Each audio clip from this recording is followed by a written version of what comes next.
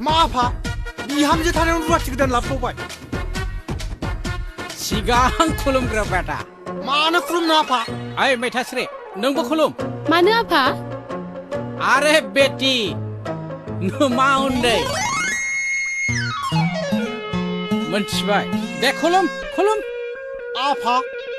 नों दा बेफोरबायदि बैसोआवबो एसेबां गोरलै आप टु डेट हिनजावखौ लाबोबाय बे न'खरा कि न'खरै थाबावगोन आफा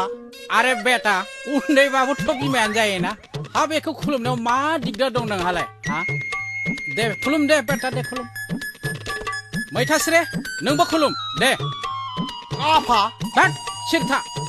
हानसार मा खहा दं आं आश्रमाव थांनाय समाव आलाय सिलाय गिदिंथिंबाय दंमोन बे सेरा उन्दैयावनो हाबा जादोंमोननो गथ' सासे नांगौ होननायखाय आं बुंबाय 2 लाख रां होयोबा आं नोंखौ 9 मासनि थाखाय लांनो हागौ आरो लांनानै नोंनो गथ' सासे हरनो हागौ दे जाबाय 2 लाख आं नोंनो होगोन आंखौ लांदो हा बिदि होननायखाय आं लाबोबाय आरे बेटा आं नोंनोबो 50 होगोन ना फाग्ला फै फै फै फै फै नों आंखौ फाननो सानदों जाया मा फाननाय जानो बोरा बेला